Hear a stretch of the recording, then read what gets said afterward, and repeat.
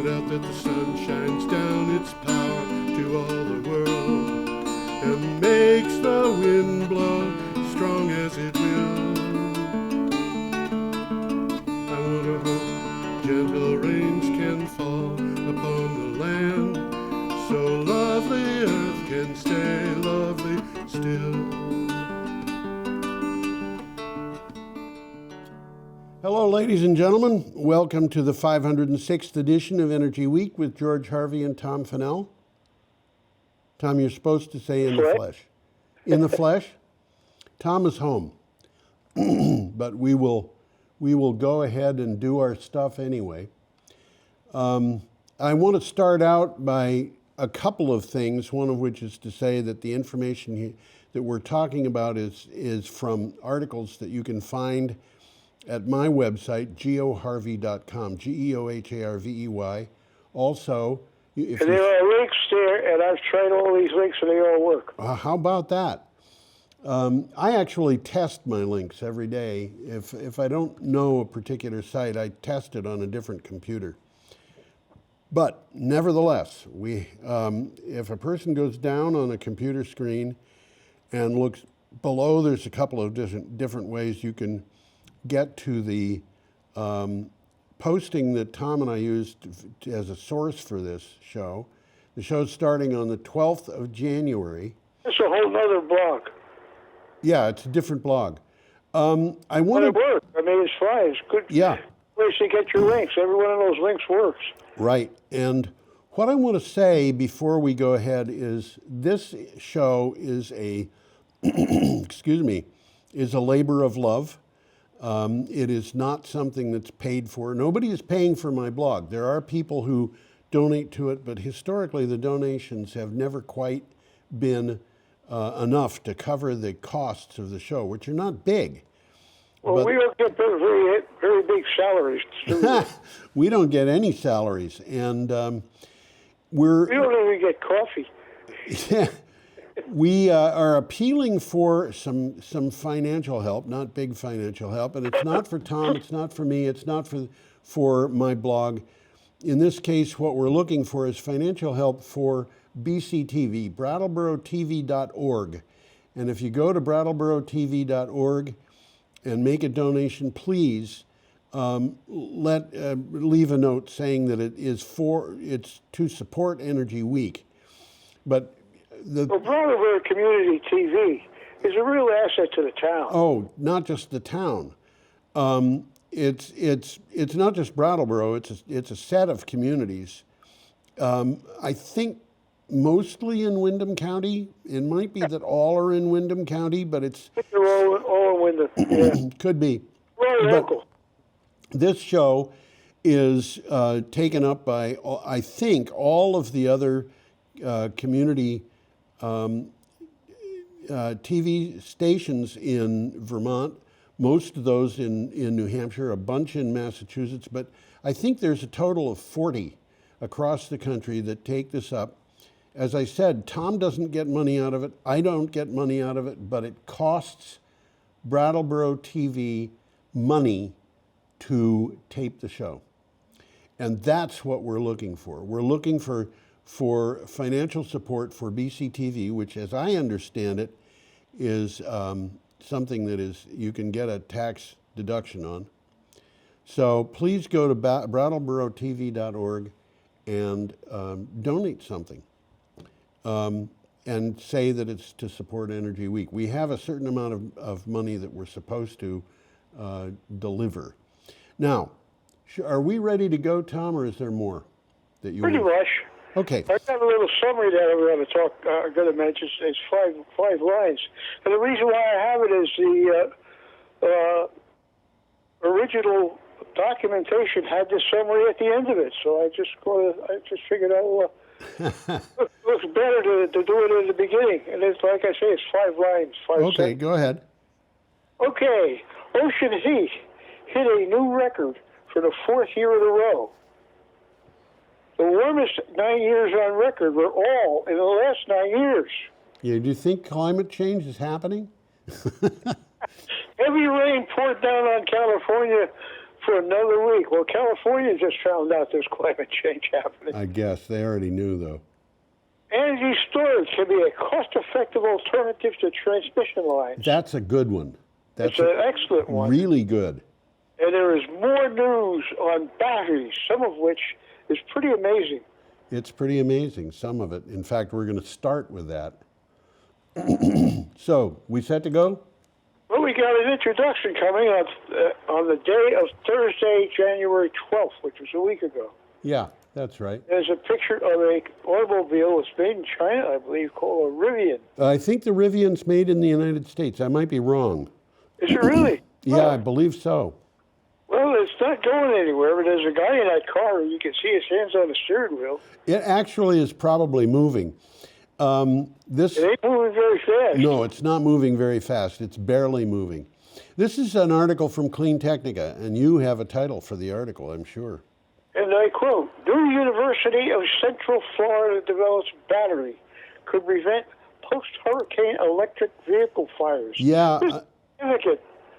Yeah, a researcher at the University of Central Florida has developed an aqueous battery that could prevent electrical vehicle fires. The UCF designed battery is fast charging, reaching full charge in 3 minutes. That's amazing. Compared to lithium-ion batteries. That's amazing. That's quicker than you fill your gas tank. I believe that's the case, yes, Tom. The only thing is I don't think there's a charger out there that would support that, because you'd have to have have a lot of amps going through that line. You're going to have a lot of voltage on that line, and to have that happen in 3 minutes, I don't think anybody's got anything that can do that. But this is definitely progress. It's definitely progress, yes. Another good thing just to mention, and it's aqueous, meaning that the operating fluid is actually water. That's right. That's why there's very few fires that would come out of this thing, or practically none. What happened, the fires that they're talking about in the article were about a dozen fires that happened in Florida after vehicles were submerged, partly, maybe fully, I don't know, in seawater. And the seawater caused damage to the batteries. So well, lithium burns like hell, so... Yeah, and also it was organic materials that were flammable, that were the electrolyte. Okay, we should probably go on, Tom, unless you've got more about that. I think we should. Okay. A nice pretty picture here of the ocean. A nice picture of the ocean, and this is from CNN. And it says, and I quote, ocean heat hit another record high in 2022, fueling extreme weather. Yeah, well, this is extreme weather. The world's oceans were the warmest on record for the 4th year in a row in 2022, according to a study published in the journal Advances in Atmospheric Sciences. It's a troubling indication that the climate crisis caused by humans is releasing heat-trapped gases. Now, what this means is that 4 years in a row, that is 2019, it hit a record. 2020, it beat that record. 2021, it beat that record. 2022, it beat that record. Do you suppose there's a trend here? I can see it. Well, warm water heats the air. Yeah. And warm air holds more water. Yeah. And more water in the air means more and more serious storms. That's right. You get Bingo. more rain. And also the warm air fuels bigger hurricanes. So this is a serious... That's a storm, isn't it? What's that? That's a storm, isn't it? That's a storm. You've got to... this is not going to go away, I don't think. I think it's just going to keep getting worse. We've got to deal with this. It can't not get worse. I think you're correct. Okay, should we go on? Yeah, we got a nice picture of lightning here. We do. We're going from storm to storm. Storms relentless as California drenching goes on. Oh, man. It was too dry and now it's too wet. Right. This is from BBC. And by the way, the amount of water they're getting is not enough to relieve the drought fully. And so the drought's going to be back. This says, famously sunny southern coast of California has been hit by storm after storm since December holidays, eroding roads, felling trees, causing landslides. As of Tuesday evening, that is a week ago last Tuesday, today being the 19th, at least 17 people had died in weather-related incidents since the storms began, and that's according to the governor of California. And that number, by the way, has since increased. I'm not sure what it's gone to, but it has increased. Not good. Not good. Okay, should we go on to Friday? Yeah, Friday, January 13th. Friday the 13th. That's what it was. And by the way, I want to tell everybody, I have never had a disaster happen on Friday the 13th. So I'm figuring that Friday the 13th is probably a lucky day. So for some people, I'm sure it is. Okay. Look at a nice picture of an offshore wind farm here. That's right, and an article from Clean Technica. Which is a good source. Yeah. U.S. Interior Department takes steps to strengthen offshore clean energy development. This is good news. Yep. The Department of Interior announced the Bureau of Ocean Energy Management will publish a proposed rule to update and simplify regulations for clean energy development on the U.S. outer continental shelf to facilitate project approvals. Well, it's a natural. It's shallow. That's right. You can put up wind turbines and anchor them directly to the ocean floor. That's they don't have to be floating. Yeah, and I'm not sure why they would do this for the continental shelf in the Atlantic Ocean and not have floating in turbines. I don't remember that floating turbines. Well, there's not much of a continental shelf on the West Coast. There's basically a very significant one on the East Coast. That's right. It goes out for miles and miles and miles. Okay, should we go on, Tom, or do you have other things about that? No, we can't dance. We've got a picture of some contrails here. We have a picture of a contrail, and I want to point out this particular picture. Let me get that up so people can see it. It is abundantly clear that that is a contrail and not a chemtrail.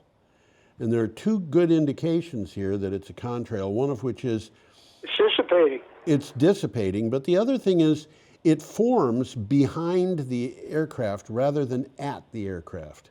That's an interesting point. And what's happening is the engines on that aircraft produce hot gases, which because it's combustion. There's a lot of water in it because water is one of the products of combustion of petrochemicals. And well, it stays gaseous until it cools off to the point you can see it. That's right, which is like steam coming out of a kettle in your kitchen. Exactly. Except in this case, it doesn't come out and go to steam, to water condensation. It goes out, it condenses into water, and then it almost immediately freezes. So this becomes ice crystals. Huh? Yeah, it's ice crystals. And when it's dry up there, those crystals dissipate pretty quickly. But if it's not dry, I've seen pictures of contrails from space, and the contrail goes all the way across the Atlantic Ocean, the whole distance. Wow! I've never seen that. Yeah, I have. And when that happens, it's not one, it's a bunch. It's plane after plane after plane is leaving these contrails. And the reason is because it's humid enough at 30,000 feet or whatever level the planes are flying that they don't evaporate. So this is from CNN. The good news is that they're a problem for aviation. Yes. And the good news is there could be an easy solution. Right. This is from CNN. Environmentally, contrails are surprisingly bad. This is contrails, not chemtrails. We're not saying chemtrails are bad. We're saying contrails are bad. You can argue about chemtrails separately. Both be bad. Yeah. A study looked at aviation's contribution to climate change and concluded that contrails create, I'm going to sneeze, sorry. 57%. Contrails create 57% of the sector's warming impact by trapping heat that otherwise would be released into space. Sorry again. Fortunately, there is a solution. And Well, they didn't tell us what the solution was. what's that? They didn't tell us what the solution Well, was. they tell in the article. The solution has to do with having the planes fly at a different altitude Okay. and looking at solutions of that type. I'm sorry I'm sneezing. It's the first time I've done it on this show in years, so. But I'm one of those people who goes into multiple sneezes. Okay, we will go. Picture coming up here of Lapland. Lapland, yeah, this is from the BBC. What do you got for a title? And it's also the Northern Lights. It's the Northern Lights. And by the way, that particular picture of Lapland is not in northern Finland. It's in northern Sweden. It's in northern Finland. But, you know, it's still Lapland. Still Lapland. The Laps are Laps no matter where they are. Well, huge rare earth metals discovery in Arctic Sweden. This is important. Yes, it is. The European Union's biggest deposit of rare earths has been found in Sweden. This is not a surprise to me because half the rare earths have got names that are derived from some place in Sweden or some person in Sweden. No rare earths are currently mined in Europe, and 98% of rare earths used in the European Union come from China. The deposit's discovery has been seen as decisive, that word decisive in quotes, for the green transition as demand for EVs and wind turbines increases. One of the rare earth elements that's involved here, these elements. What are the rare earths? What? In 100 words or less, what are the rare earths? Well, my recollection is that there are 17 elements. They're not earths, they're metals. They're not rare, they're very common. The thing that makes them, that brought them to be called rare earths was that somebody named them earths because that was, you know, cute. I don't know, that's what they did in the 19th century. But they're all so chemically similar that it's very, very, very hard to separate them from one another. And neodymium is one of the important ones. It's used for making very powerful magnets. I used to work with rare earths. I used to work with gadolinium to make phosphors for television picture tubes. Gadolinium. So they have a lot of uses. They have a lot of uses. Gadolinium is used in nuclear reactors. There are a lot of uses for these things. They're kind of all niche uses because they have only been developed in the last couple of decades, but you know, there they are. So we should probably go on. Yes? Okay, we have Saturday, January 14th already. We do indeed, and here is one of my favorite pictures. This little guy is Mongolian. And Well, it lives in a tent, but they got probably a television set. I don't know what it's for, but they've got a solar panel on the roof of their yurt. It's probably for watching TV and for charging phones. And possibly for computers. You never can tell. And computers, yeah. You never can tell. Anyway, this is from Trend News Agency. It's not for cooking bacon. It's not for cooking bacon, that's correct. That kid looks like he's a little bit sad. He does. Yeah, maybe his Well, mama these are scolded him. homes, and it's interesting that one of them's got a PV panel. Yeah. What do you have for a title for the article? United Arab Emirates Masdar to develop a number of renewable energy projects in Kyrgyzstan. Yeah. Masdar, the UAE's leading renewable energy agency, has signed an agreement with the Ministry of Energy of Kyrgyzstan to develop renewable energy projects with a capacity to generate 1 gigawatt, Trend reports. Significant. What's that? That's significant. It is, and you know, when you think about it, Kyrgyzstan is, well, it's a country In the that middle has... of nowhere. Yeah, they have a significant amount of land, but they do not have a huge population. And I don't need to anyhow. what's that? I have never met a Kyrgyzstani. Yeah, I haven't either. Okay, Our next picture is kind of hard to decipher. Well, it's a map of the world. It's a map of the world, and the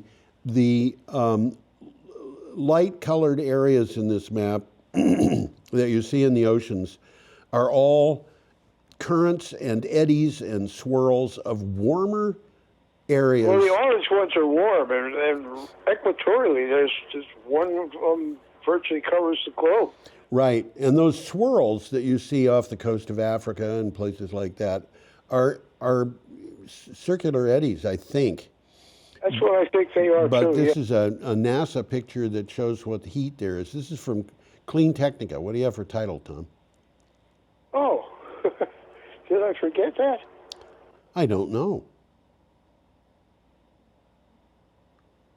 You want me to read it? Yeah, because I don't have a title for it. Okay, the title is NASA. Yeah, I do have a title for it. Go You for read it. it then. Go for it. NASA 2022 was the 5th warmest year on record. Right.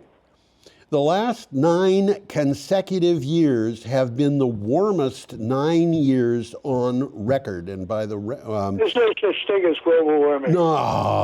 no, it's something that they're just trying to fool us. The year 2022 effectively tied the Earth's 5th warmest year since 1880, as the Earth is about 2 degrees Fahrenheit, which is 1.11 degrees Celsius, warmer than the average for the late 19th century. Forest fires, hurricanes, and droughts are getting stronger as a result, and that is not a joke.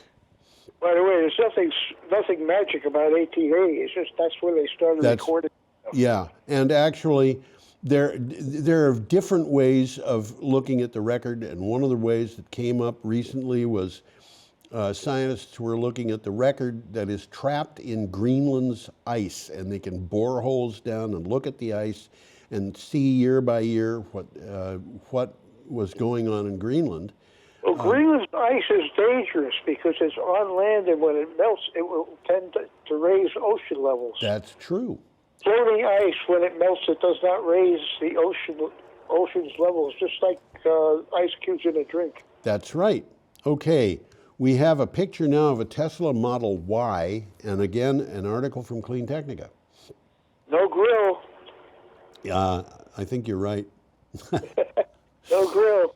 That's your first clue. Yeah. What do you got for a title? Tesla Model Y, and it says that Tesla reduces new car prices in an effort to boost sales. I was stunned by this. Tesla has greatly reduced prices for the Model S, Model X, and Model Y cars in the United States.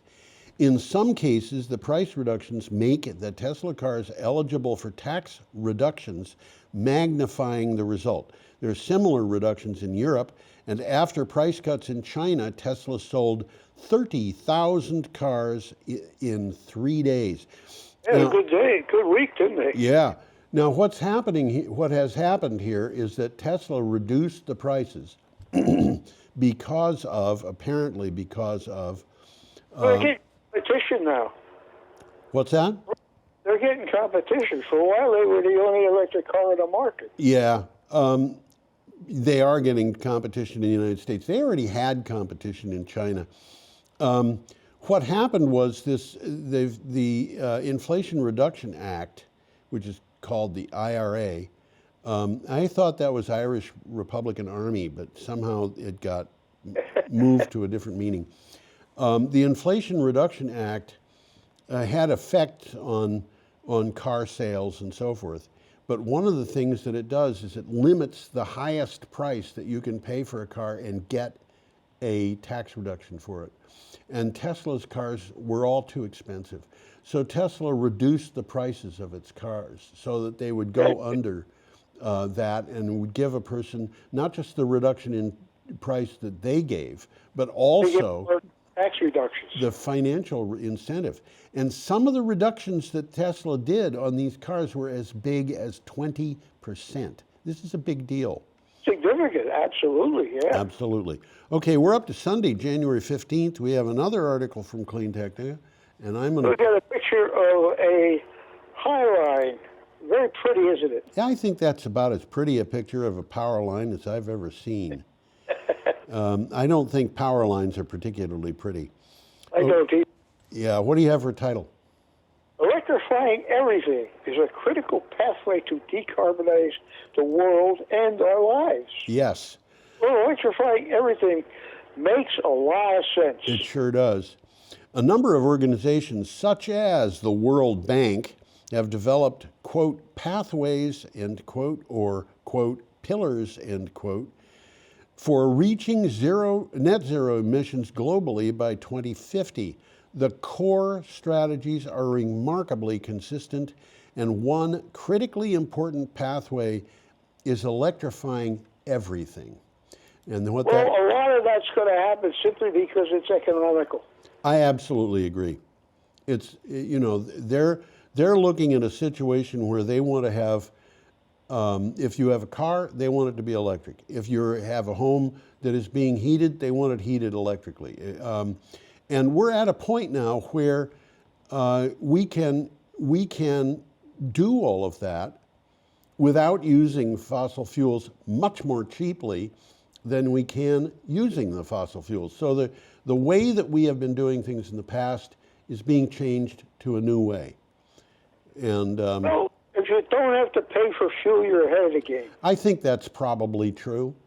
But you know, as I look at this more and more, I see that there are more and more reasons that people don't know about to go to electric, for example, to go to solar and wind for production of electricity, because it's cheaper, but it's also more reliable than electricity coming from coal or gas or nuclear.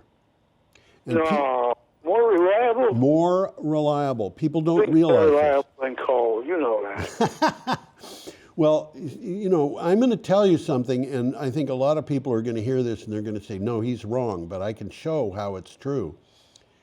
It is not possible to power the electricity on a grid exclusively from baseload power generation.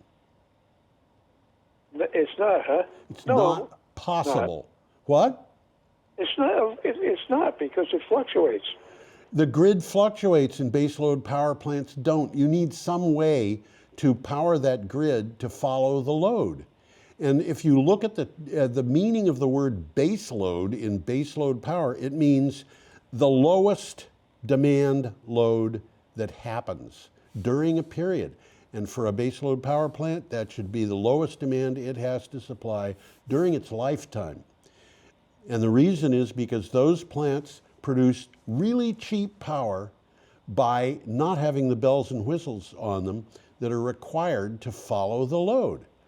Now, what's happened is that all of a sudden, because of solar and wind, baseload power has got competition that's a lot cheaper. So they are no longer the cheapest solution.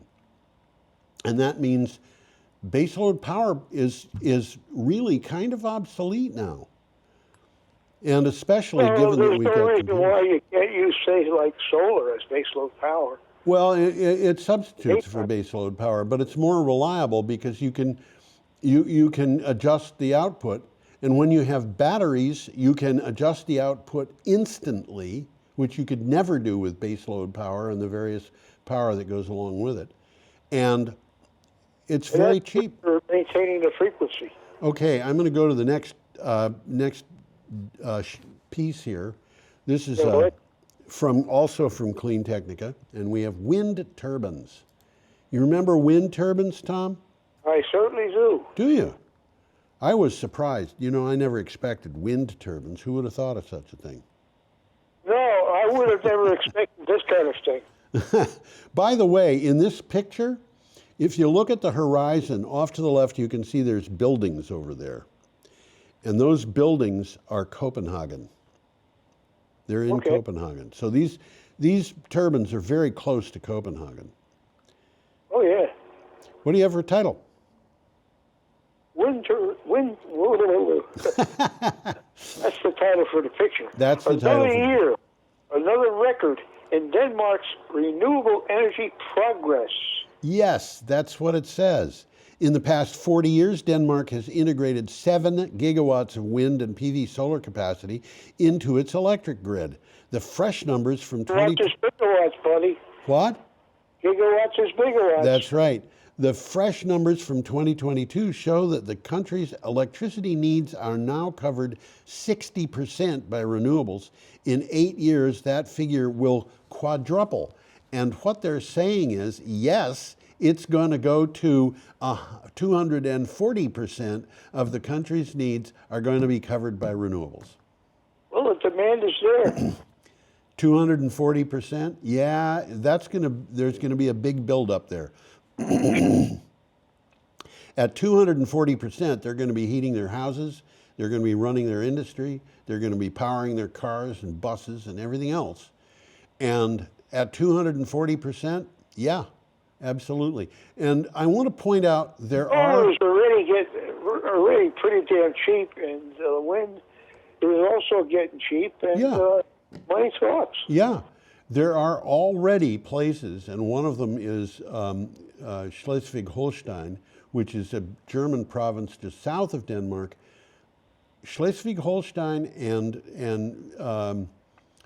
what is the name of the other province? I'm not big on my German provinces.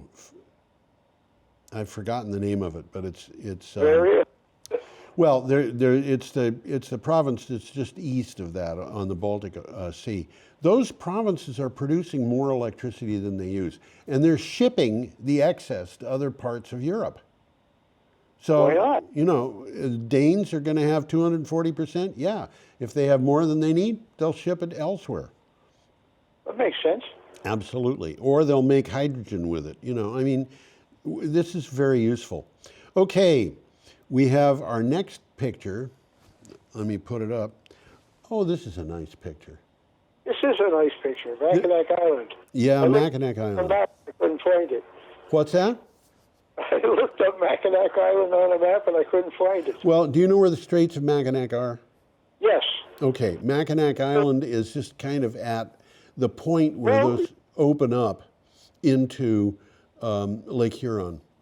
Well, Michigan is shaped like a mitten.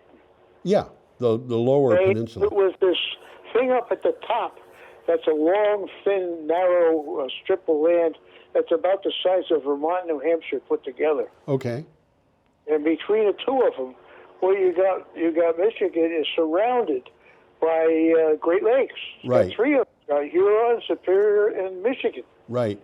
And Michigan and Mackinac Island, or the Mackinac Strait, is the connection point for Lake Michigan. Right. And it gets down to very narrow, almost a mile across. And they're afraid that something could happen there, could really upset things. What do you have for a title for the article? This is from BBC, Michigan by the way. is trying to shut down Canada's Enbridge Line 5 pipeline. Yep, Michigan commissioned an independent risks analysis of the Enbridge Line 5 pipeline. It says that an oil spill could cost almost $2 billion in damages. Also, any pipeline accident in the Straits of Mackinac could, quote, represent a point of no return for species loss, end quote. Yeah. Well, the opening for Lake Michigan is very narrow. Yes. And it wouldn't take much to block it. Yes. And blocking it would eliminate all of the fish going from one lake to the other. Yes. Okay. Which is Yep. Okay, we are up to Monday, January 16th, and we have a story here from CNN. There's a picture of wild winter weather. That's right. It's like we've been getting here. Europe's warm winter is robbing Putin of a trump card. Yeah. I wonder if that's a pun. I think somebody realized that it was when they made up that title. The threat of cutting Russian gas supplies was Putin's trump card if the war he started dragged into a long winter. But the winter has been milder than expected. and Western and Central Europe have coordinated gas consumption, taking one of Putin's largest bargaining chips out of his hands. So, They really have. yeah, they have. He was in a catbird seat, and he's not. Yeah, Putin is going to be in trouble. And by the way, he knows it. And by the way, Medvedev, his, I think, former vice president, I don't know what he is right now, keeps saying, but don't you understand that if Putin loses this war in Ukraine, he's going to resort to nuclear war. And I think Putin might be crazy enough to do that. Oh my God! And stupid enough. I can't imagine Putin being. Putin, I think, is nuts. Nuts and not very smart. No, he's not very smart either. And he's a bully. He's a bully, and that's why he is going to lose. He is targeting places like maternity hospitals and schools and apartment buildings and blowing them up with his missiles. Meanwhile, the Ukrainians are targeting Russian tanks. Who's going to win that war? Putin wants to scare the Ukrainians. If you're looking at the news, it looks like, at least in parts of the Ukraine, it ain't Putin. I don't understand what you mean, Tom. Putin isn't winning in parts of the Ukraine. Oh, yeah, there's a lot of that. Okay, we have to get on. Our next picture is a picture of the Baltic Sea at Gotland. I had a friend once who lived on Gotland. She was a very nice girl. It applies for 4 permits for Swedish offshore wind farms. Yes, this is from Renews. Ørsted has applied for permits for 4 additional large offshore wind farms in Sweden, pending permit approvals. What? That's a new one. I haven't heard of wind farms going up in Sweden. This is new. They may have had one. I don't know, but they don't. Sweden is not known for it.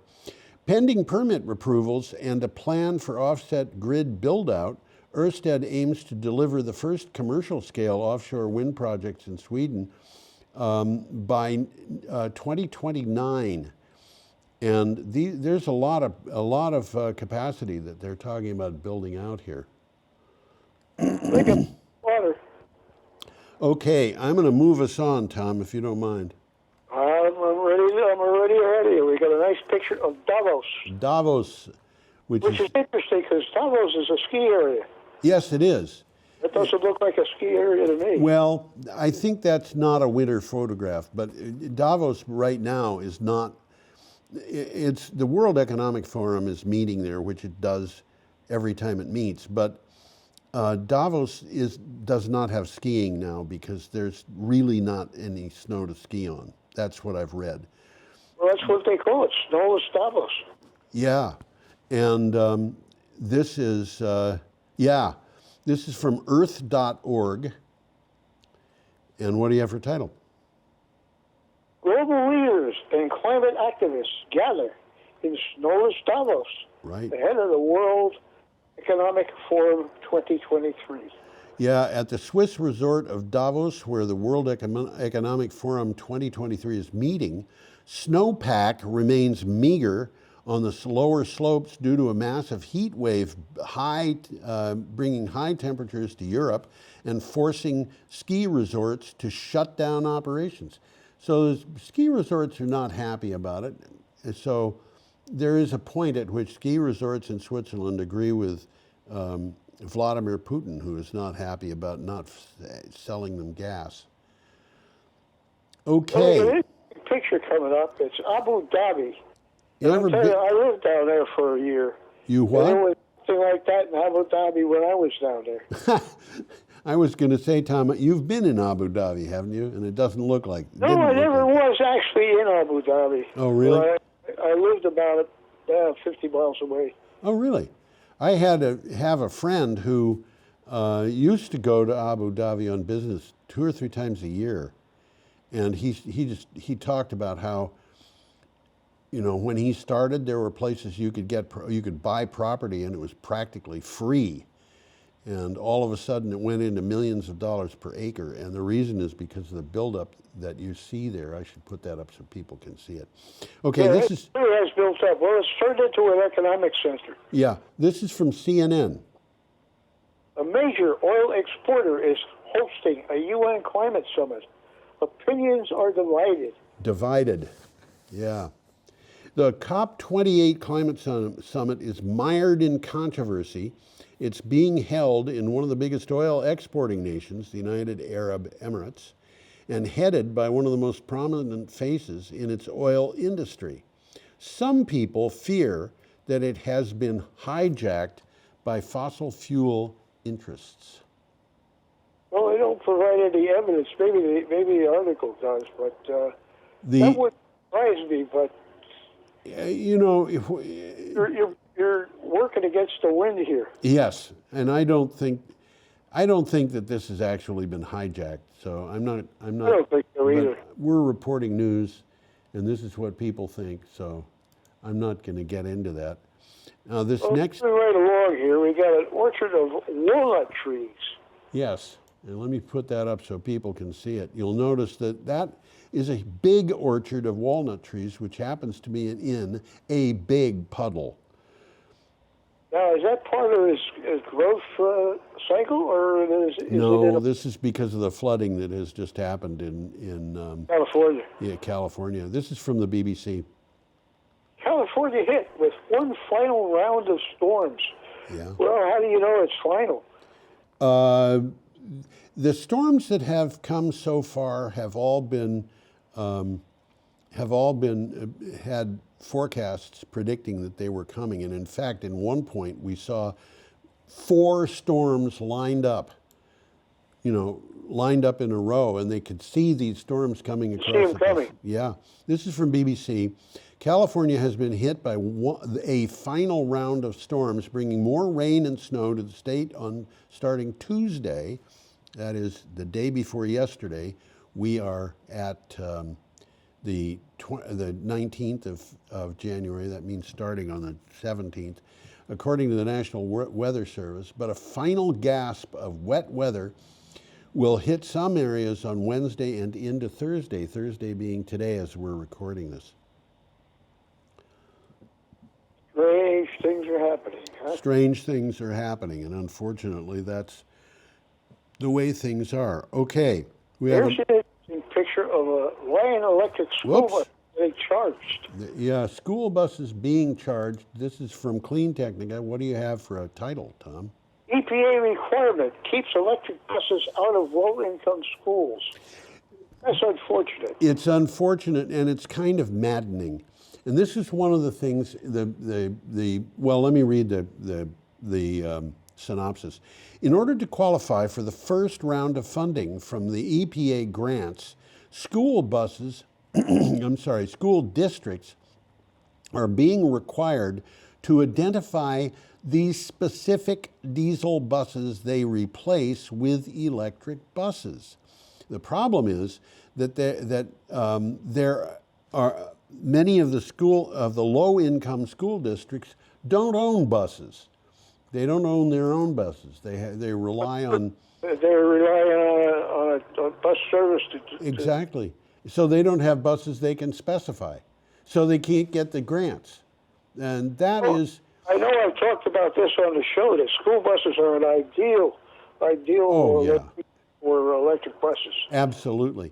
And what has happened here is, in the rush to get the Inflation Reduction Act through Congress and signed by the president, I think they really cut off a lot of thought that should have gone into the process. And I was somewhat disturbed by that when it happened.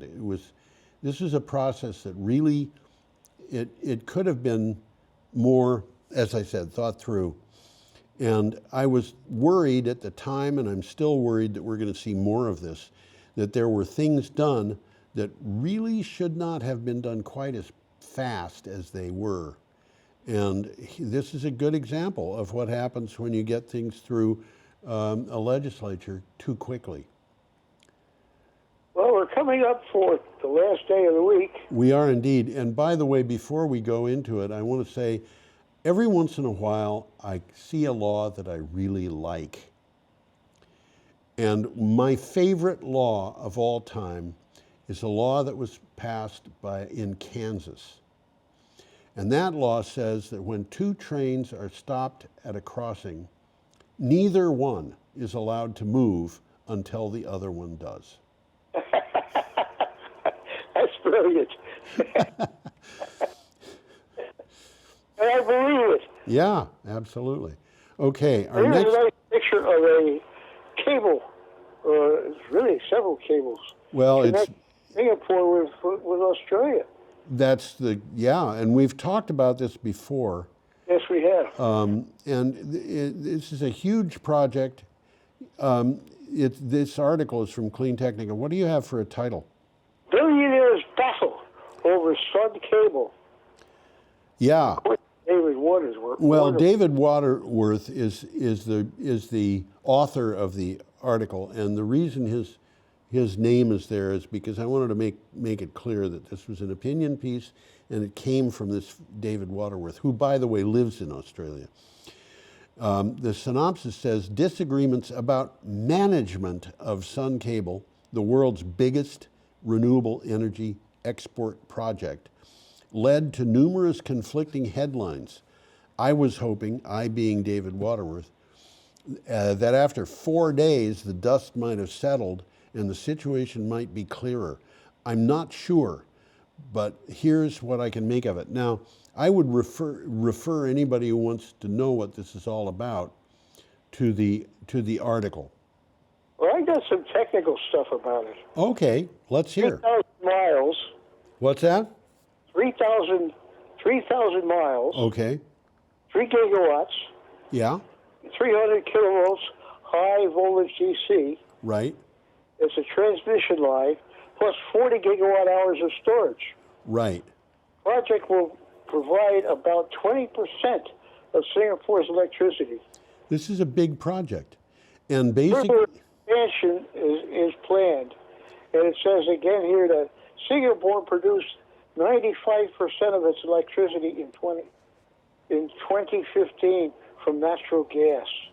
right. Now, basically what's happened here is that this is a big project. I mean, it's a Big project. $30 billion project or something like that. It's on the map there. It starts in Australia. Yeah, that's right. They're generating the power in Australia. And by the way, this is not the only huge project that would appear on this map, because there's another project this one is a project in the Northern Territories. And you can see the picture of Darwin there. Darwin is the biggest city in the Northern Territories. I think it's the capital. But Western Australia has another one, and Western Australia is just off to the left of Darwin and down a little bit, and that one is set up to produce hydrogen and ship it to Japan. But in this case, We've talked about that on the show, haven't we? we have. And in this case, what has happened is that there are two multi-billionaires who have put up the investment money to get this thing underway, and they're disagreeing over management. And the result of that is that the project is in what they call, let's see, what do they call it?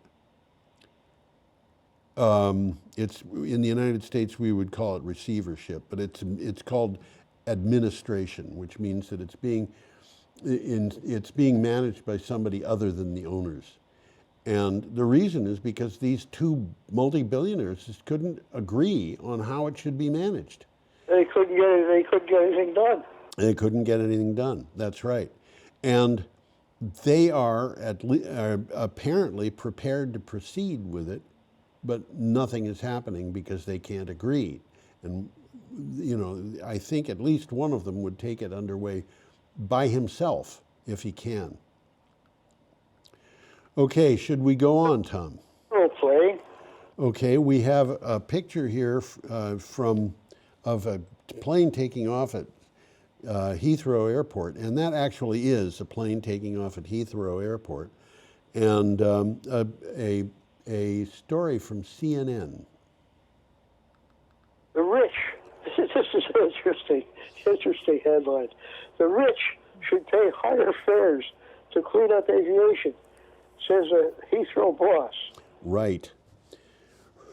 Rich travelers will have to pay more to fly if the aviation industry is to transition to greener fuels, the boss of one of the world's biggest airports said. Heathrow CEO John Holland Kay said that wealthy individuals and companies should pay extra to fly with sustainable aviation fuel. Ain't gonna happen. Well, I don't know what they're going to do with aviation. You know, there was a story that came up today about how Boeing and I think it was the US DOE decided that they were going to produce a plane that would be far more efficient. But to clean up aviation, we're going to have to go past being efficient, because these planes are, well, we saw earlier that the contrails themselves are causing climate change just because they prevent heat from escaping into space. And these planes, you know, the fact that you can get across the ocean in 5 hours is something that people consider to be supremely important. And you know, the short range flights are eventually going to be electric. Yeah, but how do you get across the ocean on an electric airplane? Well, you can't carry enough batteries, I don't think. No, not for one of these things. On the other hand, you could carry enough batteries if you were willing to take a trip in a Zeppelin or a balloon. The problem is that it would take a lot of time to get there. It might take 2 days, might take a day and a half. And people don't want to get into a plane on an aircraft on Wednesday evening and get out on Friday morning. You know, they just don't want to do that. But the whole business of flying is just appallingly damaging to the environment. And something has to be done. Long-range flights really are damaging. They really are. And we don't have a way to do, well, actually, I should take this back. I was going to say we don't have a way to get across the Atlantic Ocean in short-term flights. The problem is I think people don't want to take off in New York City, land in Labrador, switch to another plane, land in Greenland, switch to another plane, land in Iceland, switch to another plane, land in Scotland, switch to another plane, and then finally get to Paris. I don't think that's going to happen. You left Atlanta out. What's that? You left Atlanta out. Atlanta? That's a joke. Oh, Atlanta. You got to change. Well, how does it go? If you want to go to somewhere, you got to change planes. Oh, if you want to go to hell, you got to change planes in Atlanta. Oh, that's an interesting observation. I never knew that. Well, if you're flying in the southern United States, it's almost impossible not to change planes in Atlanta. Yeah, well, yeah. Of course, if you're going from Boston to New York, you don't have to go to Atlanta. No, for sure. But this whole business of Atlanta to Atlanta. Yeah, this whole business of aviation is something that we have to address as a society. We just have to address it. Okay, our next piece is from Utility Dive. It certainly is, and we got another picture of some transmission lines. Aren't they pretty? Yeah, and this one I think is a very important story. What do you got for a title? To integrate renewables, energy storage is a cost-effective alternative. Well, absolutely. Yeah, energy storage is a cost-effective alternative to transmission lines. People should understand this. For integrating renewable energy, supporting reliability, and modernizing the grid, according to a recent study. Storage would typically have a lighter impact on the land and shorter development time. I want to tell everybody about an experience that I had with this kind of thing so that they really kind of understand this. There was a huge solar array that was going up in Arabia. I don't remember exactly where, but they were going to send their electricity, I think, to one of the Emirates, in the United Arab Emirates. But they were going to spend a lot of money on transmission lines, and somebody came along and said, wait a minute, you can save enough money if you cut the capacity of those lines in half to pay for a battery at where the solar panels are, and you would wind up having electricity 24 hours a day. Makes sense to me. And, you know, it was like all of a sudden, you know, these big transmission lines that are going to be carrying 100 megawatts or something like that, they're made out of copper. Copper is expensive. If you can cut the amount of copper in half, you've cut a lot of the cost down, and that is just incredibly expensive. So you save enough money, you can build the battery. It's that simple. Well, it makes sense. It does indeed, and that's not the only place where you can save money by going to a battery system. That's just one example. There are others. Okay, Tom, we're up to the end of the show. That's the end. What's that? We are at the end, and we're going to tell everybody. I'm going to put this up so people can see it. We hope you have a wonderfully relaxing week. Y'all come back and see us now. You hear? I am waving goodbye, and I can tell you, Hey, Tom is waving So is goodbye. my cat. What's that? So is my cat. Tom's cat is very silent, but Tom's cat does wave goodbye. Is it with a tail that the cat waves goodbye? You all come back and see us now, you hear? Absolutely.